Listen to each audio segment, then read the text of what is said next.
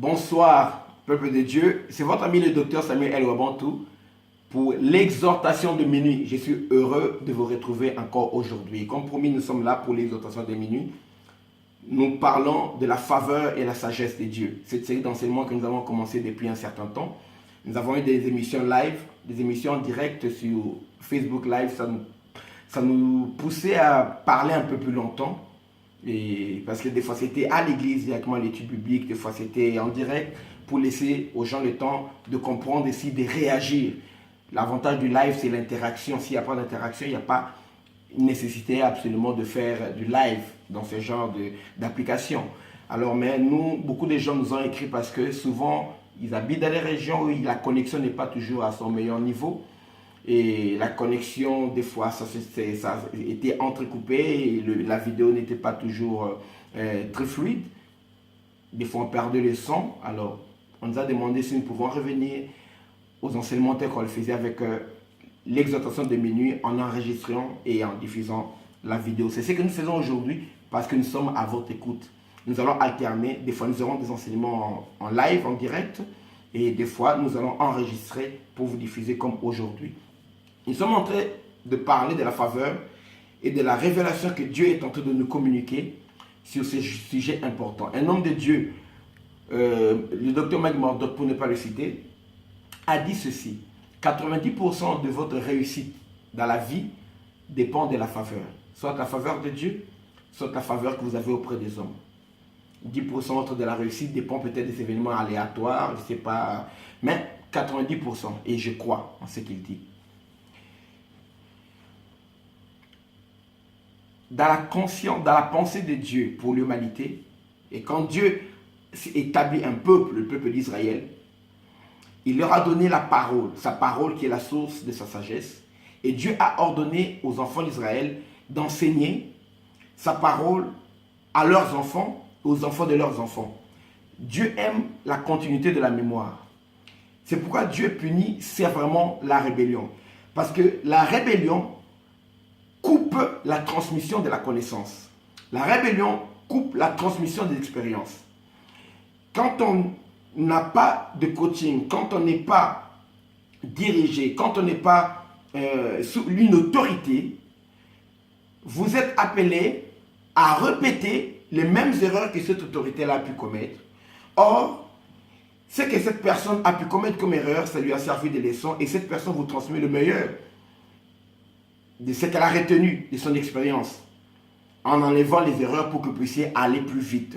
Imaginez-vous quelqu'un a mis 15 ans pour trouver une solution, un scientifique, un chercheur ou bien un père spirituel, et vous ne voulez pas vous connecter à la source, parce que père, en hébreu, veut dire source. Vous ne voulez pas vous connecter à la source, aux autorités qui sont au-dessus de vous. Vous voulez, vous aussi, aller répéter 15 ans de votre propre expérience pour arriver à la même conclusion. Ce serait du temps perdu. Parce que Dieu travaille toujours en perspective. Quand le Seigneur dit que malheur à vous la terre, le diable descend vers vous animé d'une colère parce qu'il sait qu'il a peu de temps, Dieu sait également que l'humanité a peu de temps. Donc Dieu veut maximiser le temps. Parce que le diable va travailler dur 24 heures sur 24 et Dieu a horreur que ses enfants puissent perdre de leur temps en répétant les mêmes erreurs.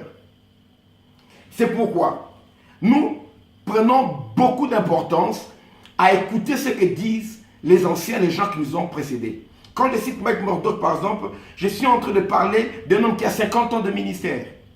Ça vaut la peine. C'est un homme qui a été assis au pied des grands, comme Oral Roberts. Il était assis auprès de tous ces grands qui l'ont précédé pour les écouter. Des fois, il était leur chauffeur et il a bénéficié de leur expérience. Vous comprenez? C'est un homme qui a 70 ans de vie. C'est une expérience, 70 ans de vie. Vous comprenez cela? Alors, quand je prends l'expérience, les citations, les paroles de tel homme de Dieu ou de tel autre homme de Dieu, je prends le meilleur de ce qu'eux ont pu acquérir, des fois au prix de beaucoup de souffrances, de beaucoup de larmes, pour que moi, je puisse partir de là et avancer en ayant de meilleurs atouts, de sorte que nous puissions aller de gloire en gloire, de réussite en réussite. Mais l'église de Dieu et surtout les hommes de Dieu qui sont appelés à conduire l'église, les chrétiens plus bas, n'en parlons pas. n'ont pas habitude d'aller à la source ou aux gens qui les ont précédés pour acquérir leur connaissance. Quand nous lisons la Bible simplement, c'est l'expérience que les gens ont vécue avec Dieu et qui sont restées gravées, écrites pour nous. La Bible déclare que ces choses ont été écrites pour votre instruction, pour vous qui êtes arrivés à la fin de temps. J'apprends ce que Moïse a pu faire avec Dieu. J'enlève les erreurs de Moïse parce que Dieu n'a pas caché les erreurs de ses serviteurs. Depuis Adam jusqu'à Abraham, tout le monde là, Noé, Dieu a parlé de tous jusqu'à la fin.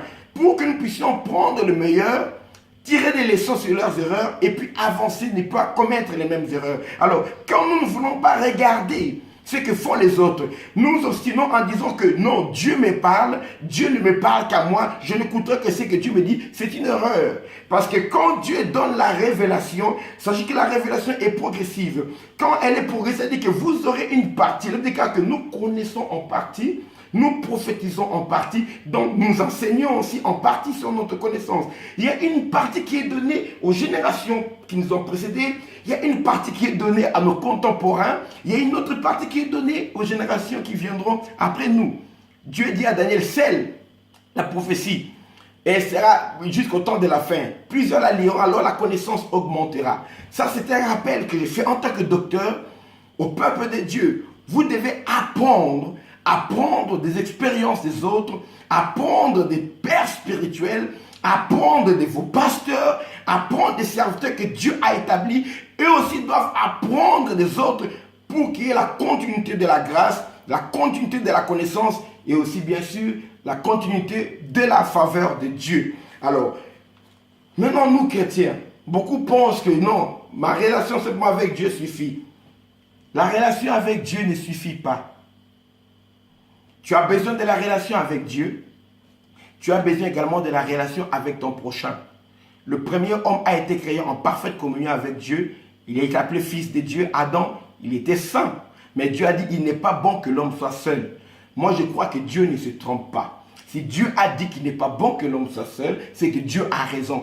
Donc, même si, en disant qu'il n'est pas bon que l'homme soit seul, rappelez-vous que l'homme était avec Dieu. Vous comprenez? Dieu parlait à l'homme, il lui a donné le travail d'aller nommer les animaux. Et l'homme était avec les animaux. Mais Dieu a dit, il n'est pas bon que l'homme soit seul, je lui ferai une aide semblable. Donc, nous avons besoin de semblables qui peuvent être des aides. Et nous allons être dans la complémentarité, travailler dans la complémentarité pour pouvoir avancer, aller de l'avant. Maintenant, c'est dans cette interaction entre humains, entre frères, entre personnes de la même nationalité, entre compatriotes, entre collègues de travail, entre époux, entre frères et sœurs. Vous savez, c'est dans cette interaction que nous avons besoin de la faveur.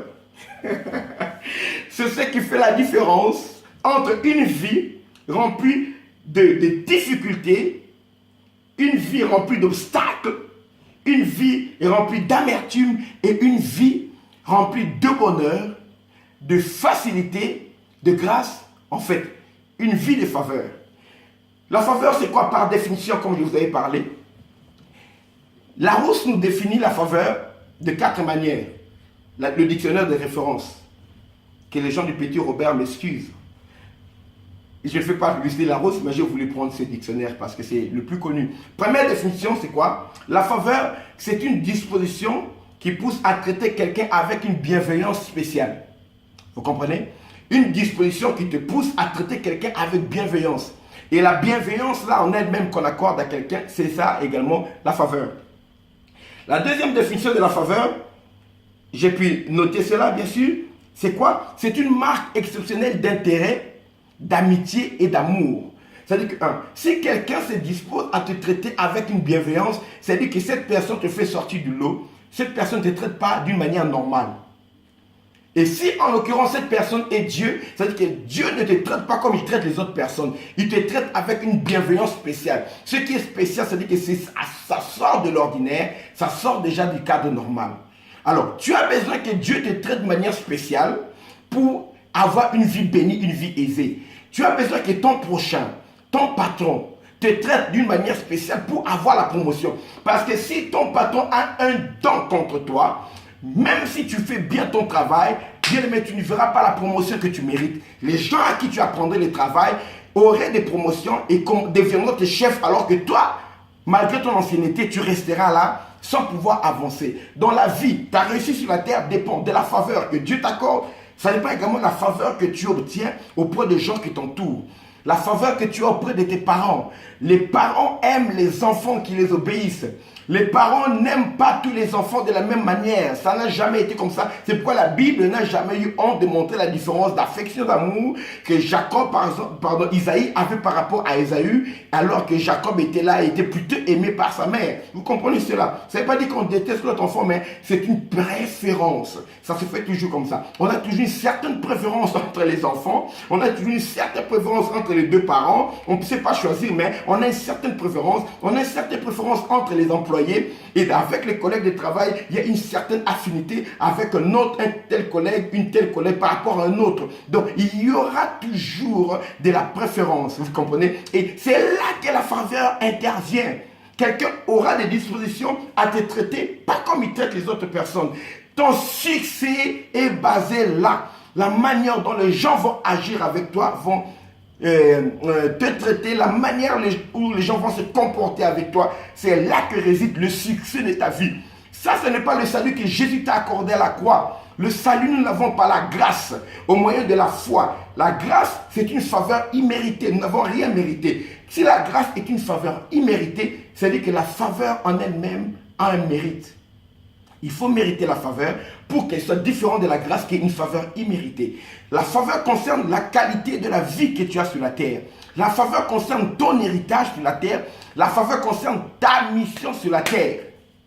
Maintenant, en quoi la faveur intervient dans l'éternité? Oh, bien-aimé, la mission que tu auras sur la terre, si tu es rempli de faveur, elle s'accomplira avec beaucoup plus d'aisance et avec une plus grande envergure. Tu réussiras mieux ta mission. Maintenant, en réussissant ta mission sur la terre, tu te garantis une couronne de gloire au ciel. L'œuvre de chacun sera jugée. Les uns auront bâti avec la paille, d'autres avec le bois, d'autres avec l'argent et d'autres avec l'or. Vous savez, et on mesurera l'œuvre de chacun. Donc, la faveur peut te permettre d'être plus épanoui dans ton entreprise, plus épanoui dans ton ministère, plus épanoui dans ton mariage.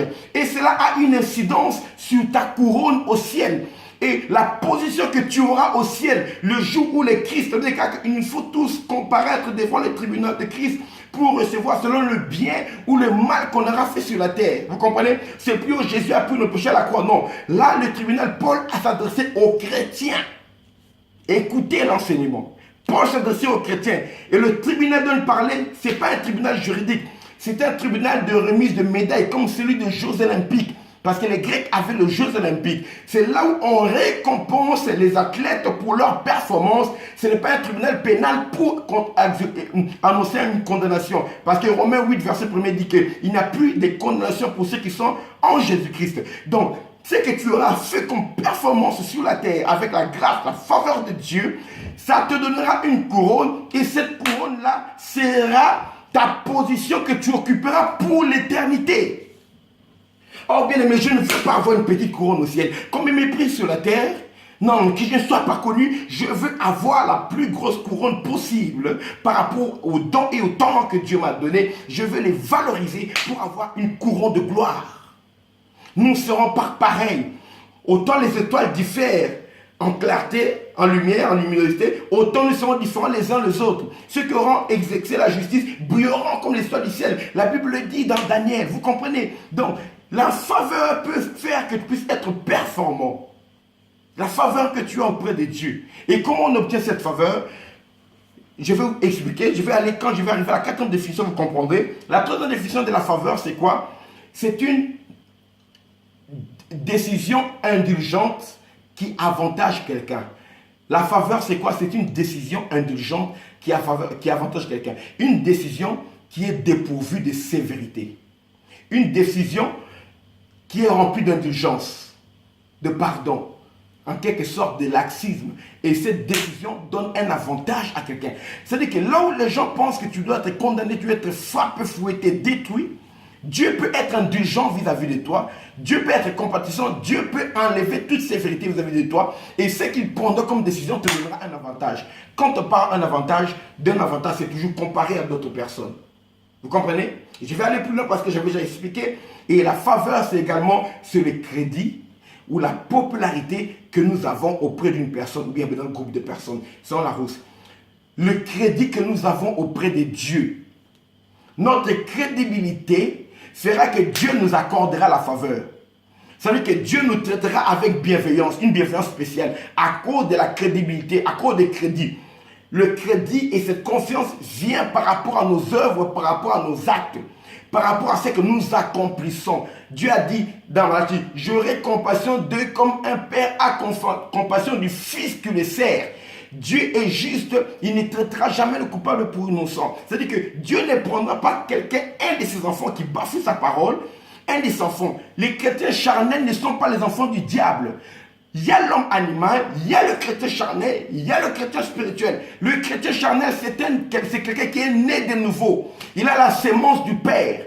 Il a le Saint-Esprit en lui. Mais il se plaît à agir selon la nature charnelle. La nature charnelle, c'est pas d'abord les œuvres du corps, mais c'est les œuvres de la pensée humaine. C'est-à-dire que quelqu'un qui travaille avec une intelligence qui n'est pas renouvelée. Quelqu'un qui aime philosopher par rapport aux choses de Dieu. Un chrétien charnel ne croit pas à la guérison divine par imposition des mains. Un chrétien charnel n'est pas seulement celui qui commet l'impudicité, mais celui-là qui doute aux promesses de Dieu. Celui-là qui a dit que nous avons vu des géants, nous sommes à leurs yeux comme des sauterelles. C'est ça, les gens qui voient avec la chair, qui voient avec le raisonnement humain, mais pas le raisonnement renouvelé de Dieu.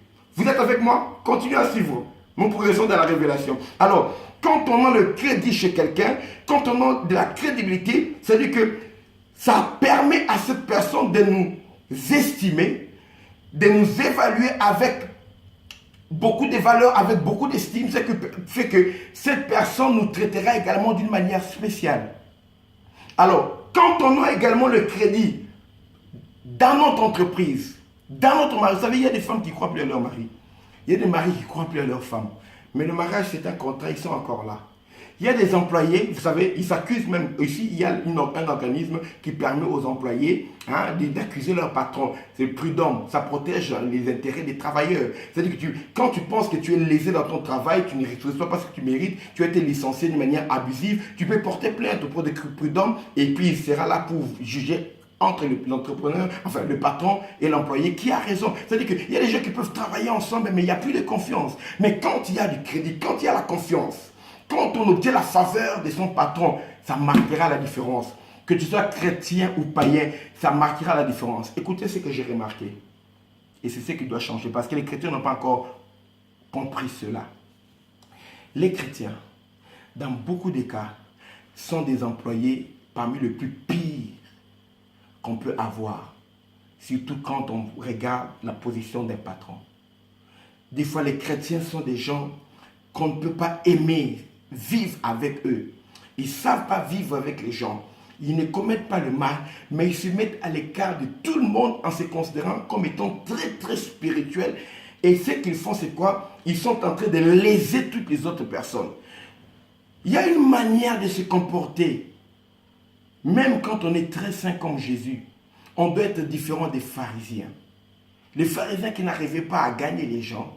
Mais vous voyez Jésus qui est venu, le saint des saints, lui qui était, mais il a su marcher avec les prostituées, il a su marcher avec les publicains, il les a gagnés, il a fait de Matthieu, c'est un publicain, il a fait de des serviteurs puissants. Alors que les pharisiens étaient là pour condamner. On a attrapé une femme en flagrant délit d'adultère. Il faut la lapider. Alors que Jésus était là avec Marie de Magdala. Et cette femme, la prostituée Marie de Magdala, de laquelle il a chassé de sept démons, elle est devenue l'une des premiers témoins de la résurrection de Jésus. Elle a annoncé la résurrection de Jésus alors que les disciples se planquaient encore. Vous comprenez cela? La manière de se comporter. Des fois, les chrétiens dans leur milieu du travail, ils ne sont pas bons. Moi, j'ai travaillé partout où j'ai travaillé en France ou en Belgique. Les gens qui travaillaient avec moi étaient devenus des fans, étaient devenus des amis. Et m'ont suivi à l'église, là où je priais. Ils m'ont respecté en tant que pasteur. Dans la maison du roi, les gens avec qui j'ai travaillé, il y a un couple qui est là, une personne qui est là, et j'étais dans le frère Papy, nous avons travaillé ensemble, qui est maintenant fidèle dans mon église. C'était quelqu'un qui était hostile aux choses de Dieu, les choses des pasteurs. Les gens s'approchent toujours en critiquant les choses des pasteurs, en critiquant les chrétiens, mais par mon attitude et par mes réponses, j'arrive à gagner leur cœur et à les convertir au Seigneur et à les amener. Les chrétiens ne savent pas comment obtenir la faveur. Ce n'est pas moi qui le dis. J'aime les paroles de quelqu'un qui nous dépasse. Cette personne, personne n'a parlé comme lui. Bon, quand je dis comme ça, vous savez de qui il s'agit. Il s'agit de Jésus-Christ. Jésus a dit ceci. Les enfants de ce siècle sont plus sages à l'égard de leurs semblables que ne le sont les enfants de lumière. Les enfants de lumière, les enfants de Dieu ne sont pas sages dans leur rapport avec leurs semblables. Les enfants de ce siècle savent comment faire pour avoir le boulot. Comment faire pour avoir la faveur du patron. Comment faire pour que, des fois, pour que cet homme-là puisse m'aimer. Comment faire pour gagner, séduire le cœur de cet homme. Les hommes, j'ai vu des frères en Christ à qui on présente une sœur. La sœur est disposée. Elle attend seulement le moment que le frère passe à l'action pour lui proposer. Mais le frère tourne en rond, il ne sait pas quoi dire. Les gens de ce monde, les players, ils viennent. Hé, beauté. C'est pour dire que les enfants de ce siècle, à l'égard de leurs semblables, des fois ils savent mieux courtiser les femmes. Même si peut-être leur mari ne réussira pas, mais ils savent comment traiter leurs semblables, comment avoir le cœur de leurs semblables, alors que les chrétiens ne le savent pas. Les chrétiens pensent seulement que tant que j'ai le cœur de Dieu, ça suffit. Non, bien aimé, on peut avoir le cœur de Dieu et mourir de faim. C'est la Bible qui le dit. C'est la Bible qui le dit. Vous comprenez? Un homme de Dieu, je vais finir par là. Une femme est venue voir le prophète. Le prophète Élisée, il lui a dit, écoute, ton serviteur, mon mari, était un homme qui craignait Dieu. Il est mort. Voici le créancier est venu. Celui à qui on défait de l'argent. Il est mort en nous laissant avec des dettes. Celui à qui on doit de l'argent est venu pour prendre nos enfants et les vendre comme esclaves. Ah, donc toi tu crains Dieu, tu laisses ta femme, tes enfants avec des dettes. On vient les prendre pour les vendre comme des esclaves. C'est la femme là qui ils avaient fait le miracle d'huile. Hein? Prendre des vases, beaucoup de vases, mettre de l'huile. Vous comprenez? On peut craindre Dieu et vivre pauvre, laisser sa famille pauvre. Regardez autour de vous. Ça dépend des fois de la faveur. Ça dépend de la faveur. La manière de traiter les autres. C'est ce que Jésus avait donné dans la parabole. Le gérant qui devait être renvoyé. Il a dit, oh, mon patron va me renvoyer. Qu'est-ce que je vais faire? Aller travailler, je n'ai pas la force. Aller manger, j'ai honte. Voici ce que je fais. Il a traité les gens avec une bienveillance particulière. Il a dit, je ferai comme ça pour que ces gens-là me reçoivent dans leur maison quand je perdais mon travail.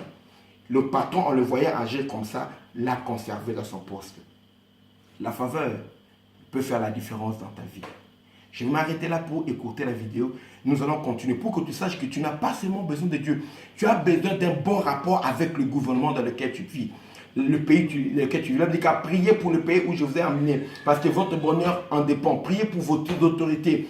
Même si c'est un païen, tu as besoin d'un bon rapport avec le président, un bon rapport avec le premier ministre, avec les autorités, la police, la justice, qu'on ne te trouve pas dans des histoires procès sur procès. Sauf si ça ne dépend pas de toi, là tu peux te défendre. Mais tu as besoin d'un bon rapport avec la justice, avec le maire de la ville, parce que nous faisons des croisades, des campagnes d'évangélisation, des concerts dans la ville. Vous comprenez? Tu as besoin de bon rapport avec tes voisins. Tu as besoin de la faveur des gens. Un voisin peut te sauver la vie. Un voisin peut te sauver la vie. Ma femme était là un jour, elle était enceinte, elle devait accoucher, et puis le temps d'appeler l'ambulance, le voisin a dit, on a toqué chez le voisin, il a dit, tu peux me conduire à l'hôpital, il a dit, prenez mes clés. Je dois dormir, je dois travailler, mais prenez mes clés, ma voiture, conduis ta femme à l'hôpital. Un voisin peut te sauver la vie.